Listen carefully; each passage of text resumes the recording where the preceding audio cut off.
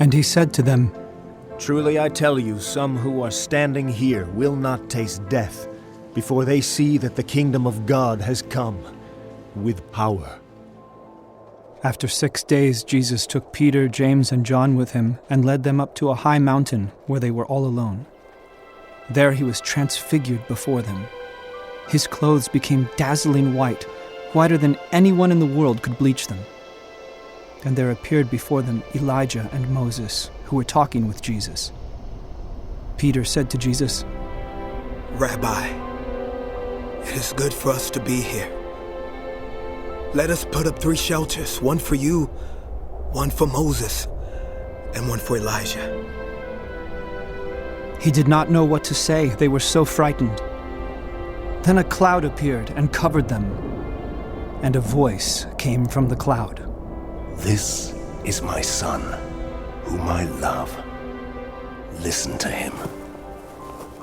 Suddenly, when they looked around, they no longer saw anyone with them except Jesus. As they were coming down the mountain, Jesus gave them orders not to tell anyone what they had seen until the Son of Man had risen from the dead. They kept the matter to themselves, discussing what rising from the dead meant. And they asked him, Why do the teachers of the law say that Elijah must come first?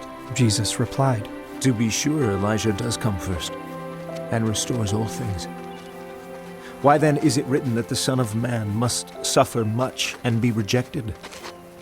But I tell you, Elijah has come, and they have done to him everything they wished, just as it is written about him. When they came to the other disciples, they saw a large crowd around them and the teachers of the law arguing with them. As soon as all the people saw Jesus, they were overwhelmed with wonder and ran to greet him. What are you arguing with them about? He asked. A man in the crowd answered, Teacher, I brought you my son, who is possessed by a spirit that has robbed him of speech. Whenever it seizes him, it throws him to the ground. He foams at the mouth, gnashes his teeth, and becomes rigid. I asked your disciples to drive out the spirit, but they could not. You unbelieving generation. Jesus replied, How long shall I stay with you? How long shall I put up with you? Bring the boy to me. So they brought him. When the spirit saw Jesus, it immediately threw the boy into a convulsion. He fell to the ground and rolled around, foaming at the mouth. Jesus asked the boy's father, How long has he been like this? From childhood. He answered, It has often thrown him into fire or water to kill him. But if you can do anything, take pity on us and help us. If you can. said Jesus. Everything is possible for one who believes. Immediately the boy's father exclaimed, I do believe. Help me overcome my unbelief. When Jesus saw that a crowd was running to the scene, he rebuked the impure spirit. You deaf and mute spirit, He said, I command you, come out of him and never enter him again. The spirit shrieked, convulsed him violently, and came out. The boy looked so much like a corpse that many said, He's dead! But Jesus took him by the hand and lifted him to his feet, and he stood up. After Jesus had gone indoors, his disciples asked him privately, Why couldn't we drive it out? He replied, This kind can come out only by prayer. They left that place and passed through Galilee. Jesus did not want anyone to know where they were because he was teaching his disciples.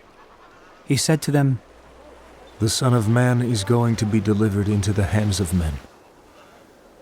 They will kill him, and after 3 days he will rise. But they did not understand what he meant and were afraid to ask him about it. They came to Capernaum. When he was in the house, he asked them, What were you arguing about on the road?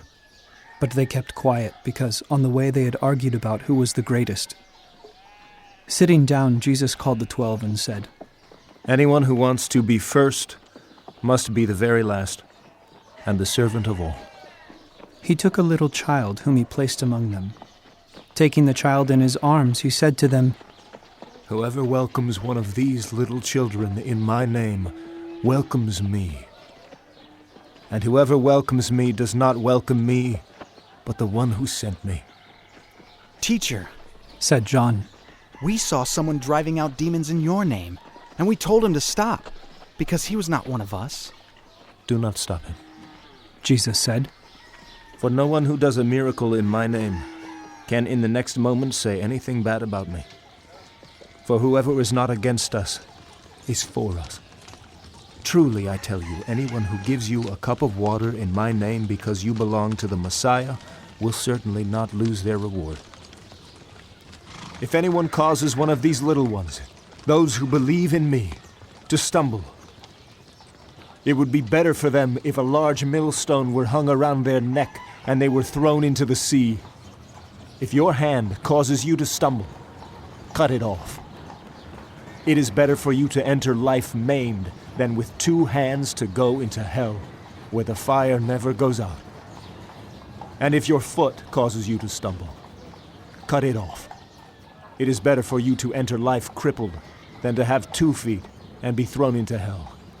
And if your eye causes you to stumble, pluck it out.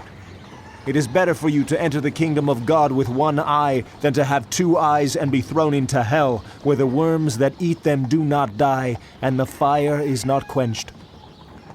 Everyone will be salted with fire. Salt is good, but if it loses its saltiness, how can you make it salty again?